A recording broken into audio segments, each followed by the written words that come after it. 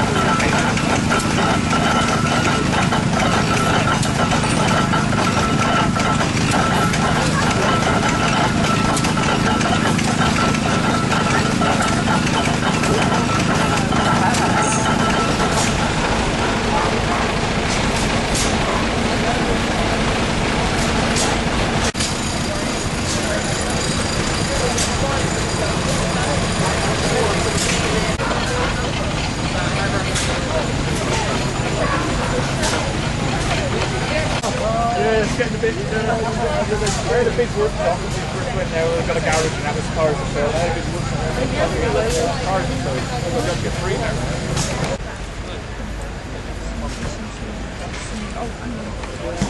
Sorry.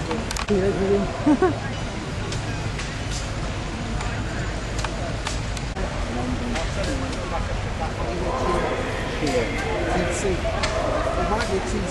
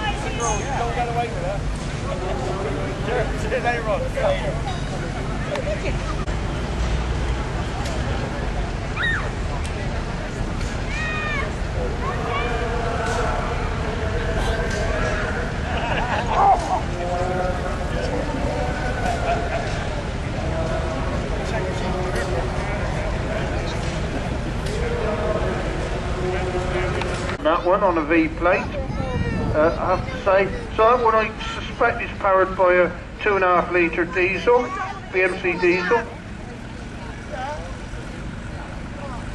Very, very popular with builders and people like that, they were. Another P-Series ERF with a Cummins in, unusually. ERF at one time were staunchly gardeners. You had to struggle to get anything else put in an ERF. But latterly, Gardner unfortunately didn't keep up with the times, and more people specified either Cummins or Eagle diesels in them. Now here is the first of a pair of very unusual lorries. These are Dodge 300. They were actually made in Spain, and they came over from Spain. They were made by Balearis in Spain, and came over here and were badged up as Dodges. Most didn't like them that much, sadly, so there never were that many of them on the road. So to see two of them in one field, I have to say, is very, very nice indeed.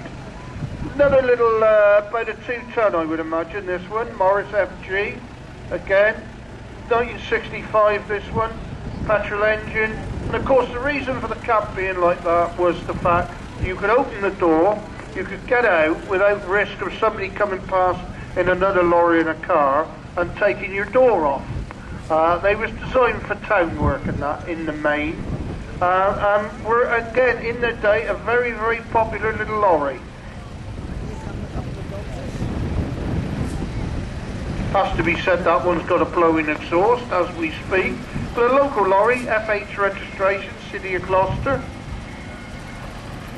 But lovely to see those two Spanish Dodges, the 300 series, Balearis, coming round. Very, very few of them left.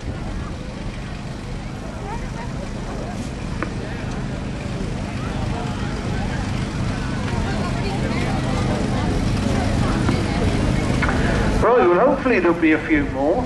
I'd like to think so. I know it's not easy down there. Or being involved with cars. I think there are much bigger vehicles.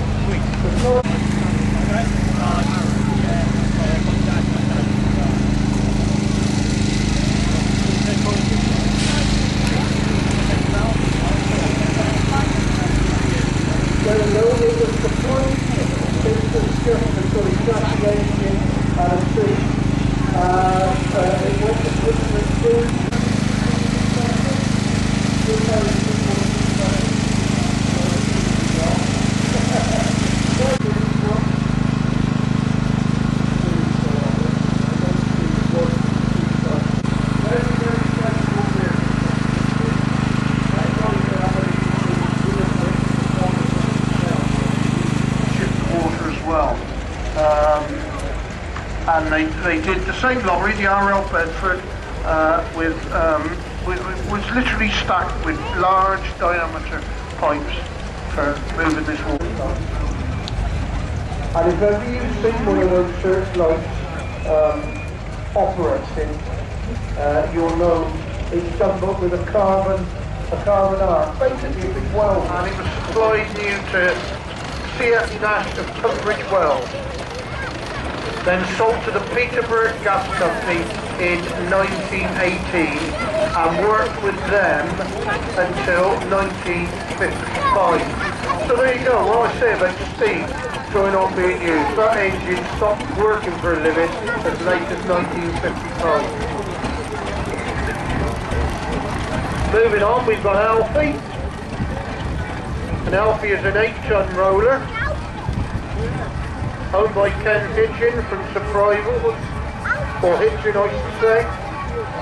Made in Rochester, Kent Road, District Council in March 26, which probably makes her pistons half then, which is 1926, where it has based all its working life. Sold in 67 for a sealed bid of 50 quid, and it moved to Cornwall in 1989. Purchased by the first owner in year 2010. Right, now we've got a nice little tasker in miniature. This is half size. This is a half size tasker. You can see that the tasker of that type is a very small little engine. So of course when you scale it down, it becomes the size of what it's based on. Obviously, you don't get a big model from the likes of a Tasker, little Tasker tractor. This is a Burrell, single cylinder, agricultural, this little miniature. That I would think is a 4-inch, but you'll notice that 4-inch, because it's a big engine, is almost the size of the half size now. Coming round, Again, she's a single. Again, from Ipswich. A lot of these engines came from the Benelux countries, or counties I should say. No lagging on this engine, which is unusual for a British engine. American engines were very, very commonly unlagged. I suspect this may have had some work done on it, hence the no lagging. Purchased by the current owners in 2009. Just had its boiler test, which is why there is no cladding around the boiler. Now here's an engine that's had a very checkered history. I actually went to buy that engine a few years ago. That is a half-size McLaren road loco. 3-speed road loco. And this is an advanced, notice the American design. This one is owned by Adrian, I think that is, or Adrian Spooner, Ross on White, and it was used for direct ploughing for 30 years in Illinois. Then shipped to Nebraska, where it was used for belt work, became part of a collection of engines in Nebraska until purchased by current owner in 2008. Of engines, we're only a provincial rally here, so to have this many number of engines, there were some that were coming that couldn't actually come this weekend.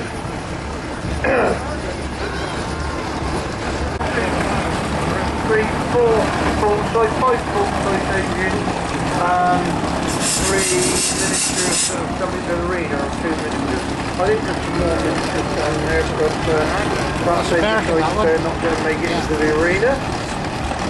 As I said before, it's not compulsory. Here you go, Vaz Battle Creek, Michigan on the back of it.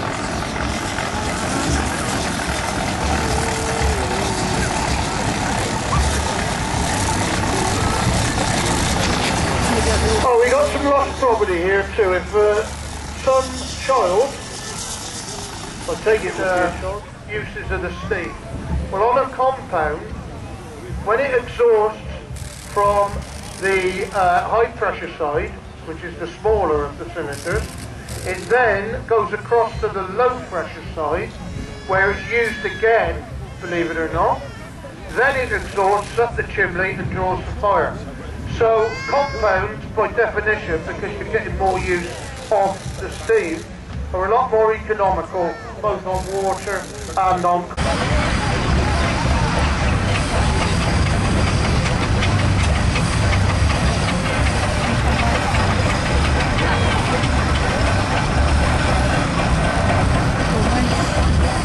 All right.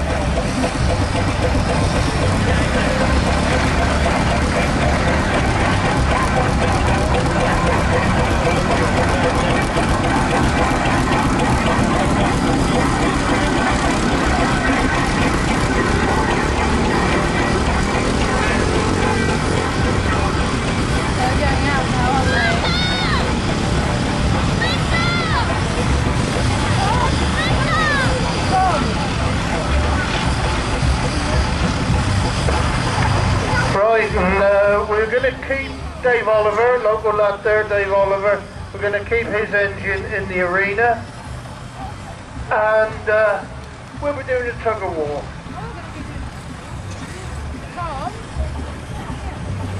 These ways, that's the ideal.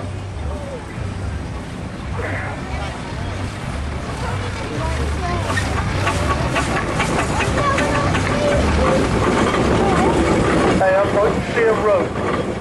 That's always a giveaway.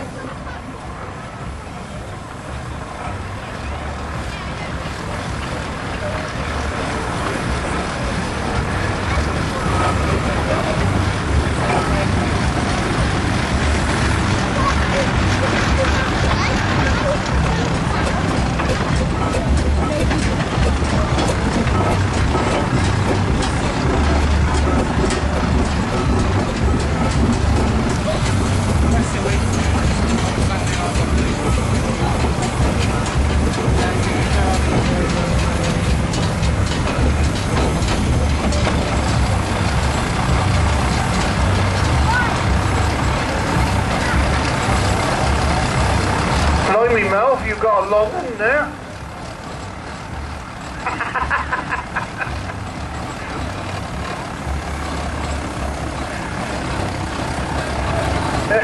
Excuse me while I feed this out.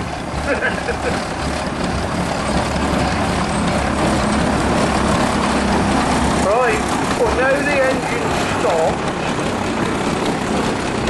what we need is a flotilla of children, young adults, because we're going to have a tug of war. And as long as it's okay with the parents, we're going to have a tug of war, and I need you guys to do a real good job so I can have some sweets. Right, well they've tied a plastic bag on there, and personally I think it's too far up. So we'll go and we'll move it the other way a bit. Excuse me.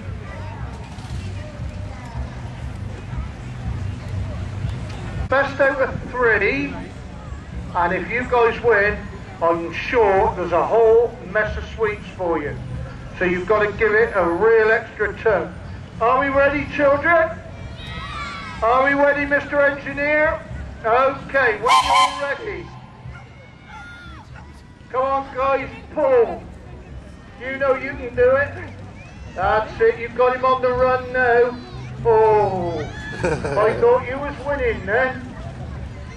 Thought you were winning. No, oh, that's it. You come on, guys. Come on, guys. Oh. There you go, you've got him. I think you've got him. I think you, yeah, that'll do. That'll do. Brilliant. Well done. So you've won for the first one. You've just got to win one more time. Let's have it back in the middle then, Dave. Let the rope go, kids. Let them go. Just for a bit. Come on. That'll do. Are you ready? Are you ready? Are you ready, Dave? Right. Here we go. Take the strain up. Oh, that's it. Oh, dear. Oh, dear. Come on, guys. Put an extra little bit of effort in. Little extra bit of effort. No? Come on, guys.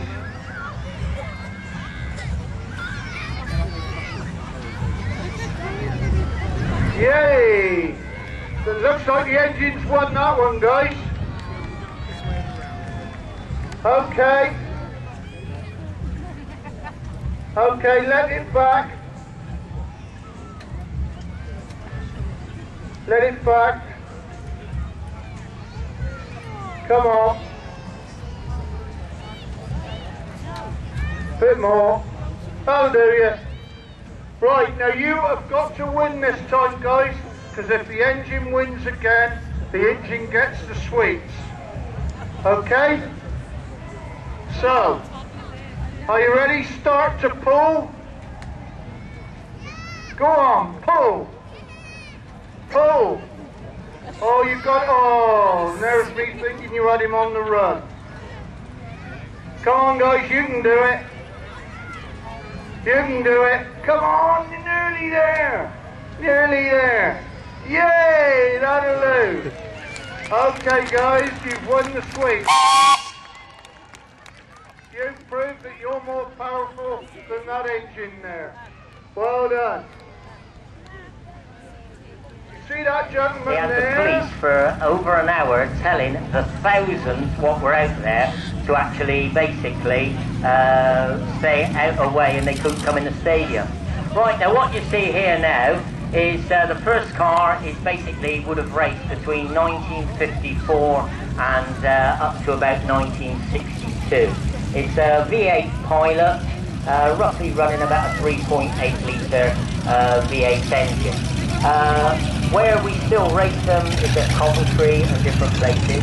These cars are not classics as in they say at shows to that. They are actually raced. Now the car following 81, number 37, that was raced in the other week up at Coventry. and it actually rolled another car over twice, taking out its front axle. So these cars are raced and knocked about like there's no tomorrow. Now the 37 car, that would have actually started racing its racing life. They then decided from the early days, this is round about 1960 to round about the 70s, 1970s, they then made their own chassis and put in big American V8s. Now the 37 car at the moment is running a bored out 510 cubic inch American V8 engine, which is roughly equivalent to 10,000 cc.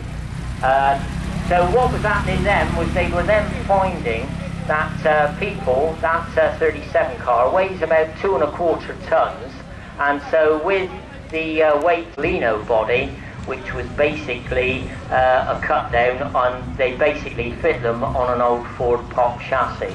Now there would be a follow along, but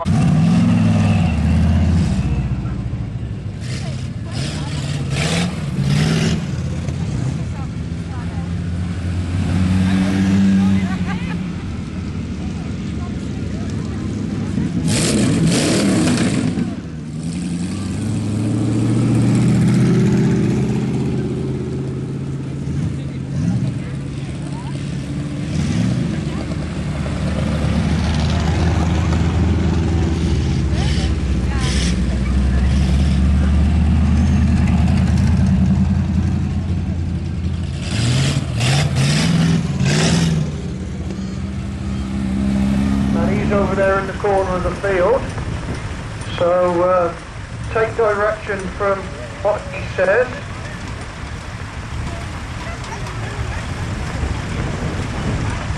But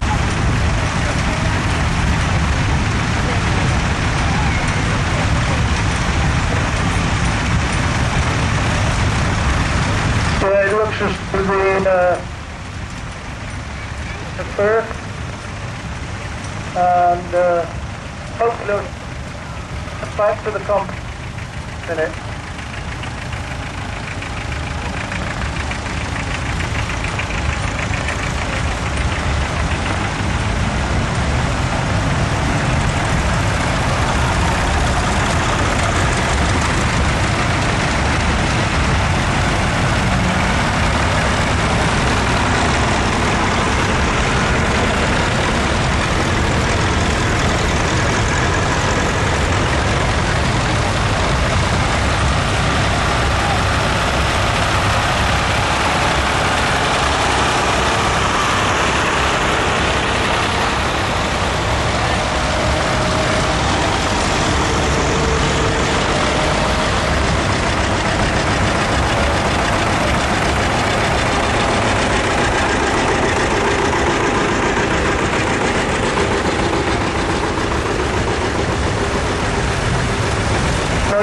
He's trapped.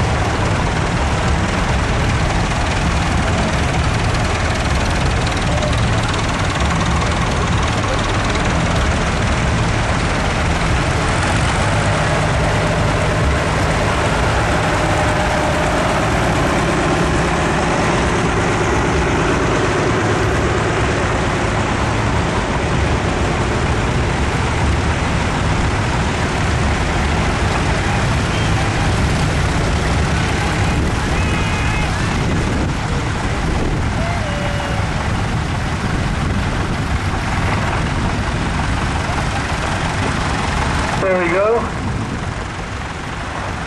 Nice to see so many tractors in the cleaner in actual fact. A good bunch of boys, the tractor drivers. As I said, I see that Ford 4000, I think the 4000 crawler is still showing off.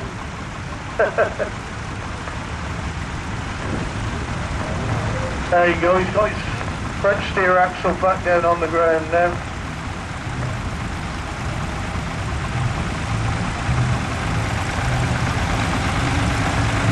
P6 Perkins, I think 27N, coming around the corner now.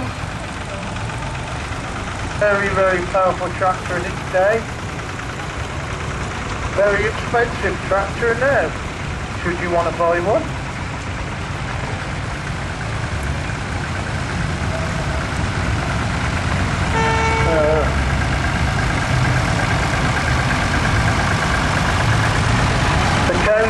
The four-wheel drive county.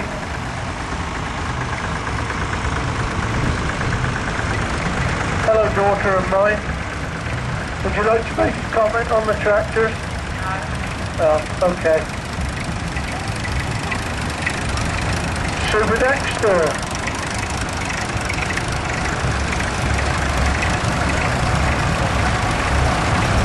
Only one Marshall, that's unusual. Usually get at least 2 or 3 Marshalls at a show, but only one this time.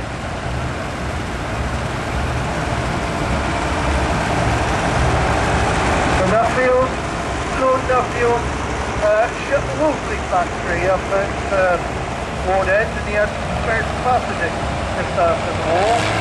So they thought, what should we do? And they decided that what they'd do, they'd make a tractor. Government encouraged them to do that. So they turned the old Wolseley factory over to building the Nuffield tractor, and the Wolsleys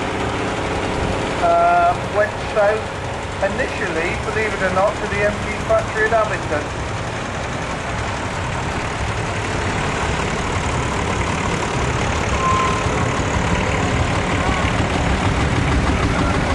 Big old powerful Massey Harris there.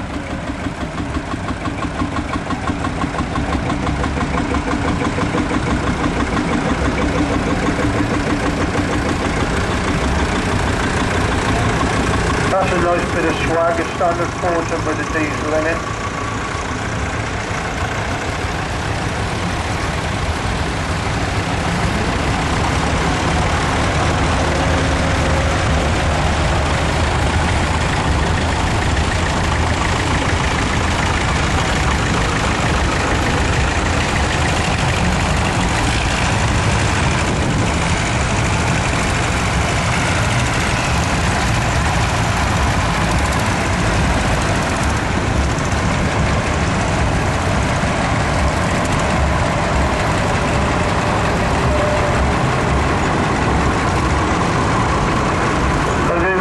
David Brown 900.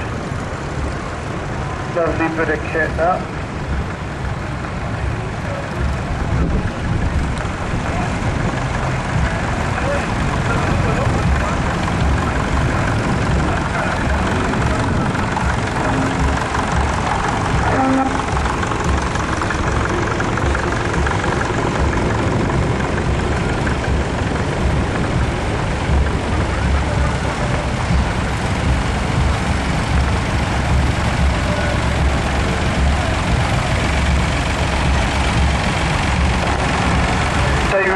Super Crop Master, the best at the time that David Brown could offer.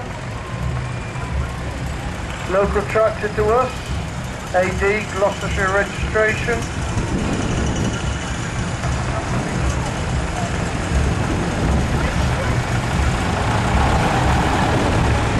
A couple of diesel Fergus.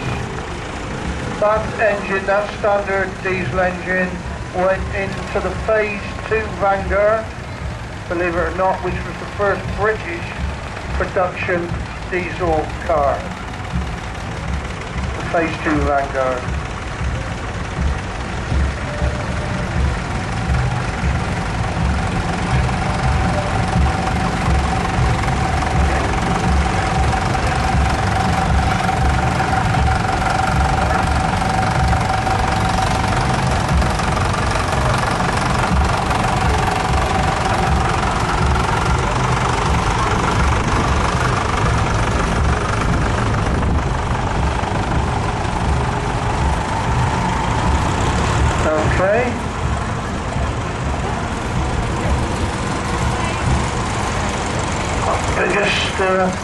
biggest selection, I think, today. It's the tractors that came into the arena.